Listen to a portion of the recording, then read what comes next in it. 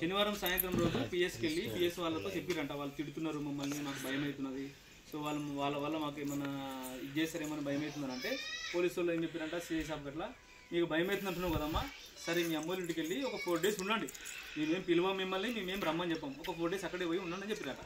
So ఇది దళిత మహిళ మీద లాఠీ చార్జ్ చేశారని చెప్పి ఏదైతే పేపర్లో వచ్చిందో, ఇది ఈ హెడ్డింగ్స్ చూసినటువంటి ఎస్సీ కమిషన్ వాళ్ళు ఇక్కడ వాళ్ళ ఇంటి ఎంక్వైరీ కోసం వచ్చారు. వాళ్ళ ఎంక్వైరీ కోసం వచ్చినప్పుడు వాళ్ళ ఇంట్లో ఎవరు లేదు సార్, తాళం వేసి ఉంది.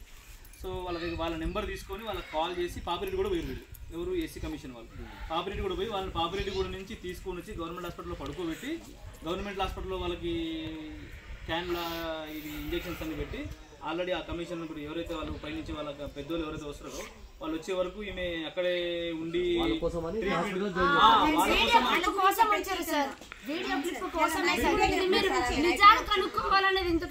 కనుక్కోస్తారు. ఇదైతే వాస్తవము. ఆ రోజు 5 o'clock వరకు ఇక్కడే ఉన్నారు. కావాల్సి ఇక్కడ రామోనిక శనివారం రోజు ఎన్ని గంటలకు పోయి